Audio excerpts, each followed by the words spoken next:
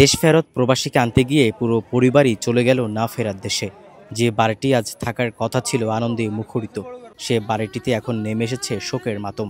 বলছিলাম প্রবাসী বাহারউদ্দিনের কথা। স্ত্রী সন্তান সহ একই পরিবারের 7 জনের মৃত্যুতে পুরো এলাকা ছেয়ে গেছে শোকের মেঘে।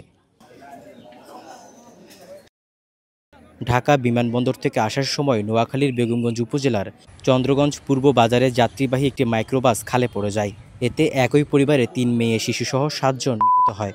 তবে বেঁচে ফিরেছে প্রবাসী বাহারউদ্দিন সহ 6 জন। নিহতদের বাড়ি লক্ষ্মীপুর সদর উপজেলার উত্তর জয়পুর ইউনিয়নের পশ্চিম চৌপল্লী গ্রামে। নিজ বাড়ি থেকে প্রায় 8 কিলোমিটার দূরে এই দুর্ঘটনা ঘটে।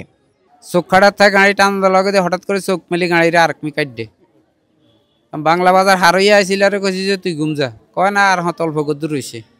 এই অল্প কদ্দুর রয়েছে কই এনে এনে এনে করিয়ে মানে টানজ্ঞা দিয়ে মানে এনে দশক দিছিল আরে কয় যে তাড়াতাড়ি ব্রেক কর গাড়ি চলি যায়। এই হিগে ইন্নালিল্লাহ কই মানে গাড়ি কাইডের লগে দিয়ে খালা। 2 বছর বয়সী মেয়ে মিমকে এখনও কোলে নিতে পারেননি প্রবাসী বাহার।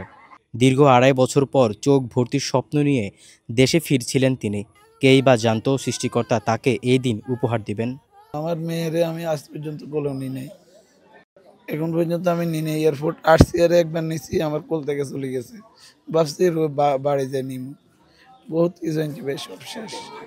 ফ্যামিলিকে সবাই খুশি করালে নিছিলাম, সবাই শেষ। এখন আমি আমার ভাইরে কি জবাব, বা নানুর ফ্যামিলি তো সবাই শেষ, সবার ঘরে। আমার ঘরে কোনো মূল্য নেই ভাই, সব শেষ। বুধবার দিনব্যাপী নিহতদের বাড়িতে গিয়ে দেখা যায় শোকের মাতম। এলাকাবাসী এবং আত্মীয় স্বজনরাও তাদের সান্ত্বনা দিতে আসে, কিন্তু একে একে 7 জনের মৃত্যুতে স্বজনরা যেন কোনো সান্ত্বনাই খুঁজে পাচ্ছেন না। বারবার বিলাপ করতে দেখা গেছে স্বজনদের। সাইড জায়গার মধ্যে গাড়ি থামাইতে গেছে, ড্রাইভারের চোখে ঘুম, গাড়ি এদিক সেদিক ঘোরাফেরা করে, তখন তো ড্রাইভার বেপরোয়ার গাড়ি চালাই এই অবস্থা ফেলাই দিছে। তারা সুখের সময় দুঃখের বোঝা বইতে হয় আর কি। ফায়ার সার্ভিস উদ্ধারকর্মী ডুববাল ওরা সহকারে গেছে, গাড়িটারে খুঁজা পাইছে একটু দূরে, ফাইয়া তো উঠাইছে টানি, তো উঠানোর পরে দিয়ে এক এক করে 7টা লাশ আমরা রাস্তাতে উঠাইছে। স্থানীয়রা বলেন ঘুম ঘুম চোখ ও চালকের অদক্ষতার কারণে এ ঘটনা ঘটে। দুর্ঘটনার পর থেকেই পলাতক রয়েছে চালক।